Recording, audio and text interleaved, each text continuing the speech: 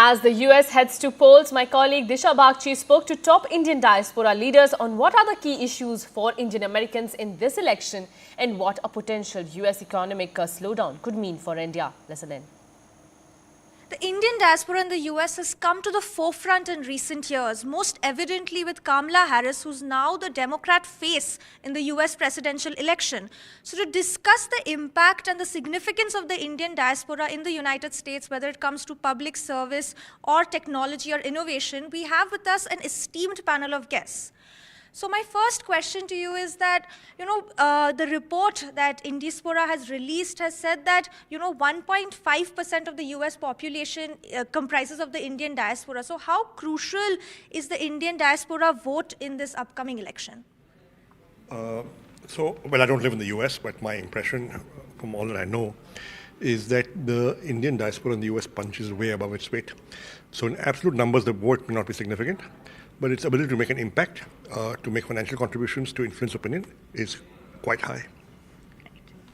No, I definitely think the impact also on the vote bank is significant because 1.5% in a country where the movement of votes between the two parties is nominal is an important stakeholder. But more importantly, as Sanjeev rightly mentioned, that the Indian American community it contributes about 5 to 6% of U.S. taxes.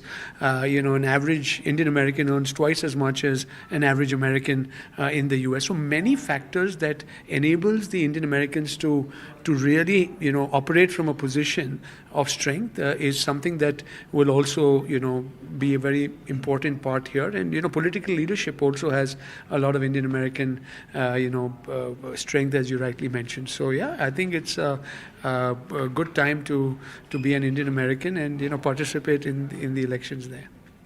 Right. So many have called the India-US relationship the relationship of this decade.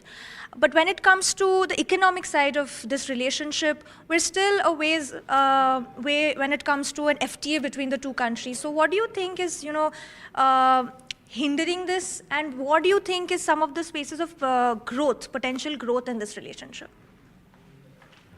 Look, the trade between India and US is still one of the biggest trade corridors for India. It's $100 billion of excess of trade between both export and import added up. As we look at the future trade models and as BCG we project out till 2030 and beyond, we see a few corridors of big growth, and India-US is one of those big corridors of growth.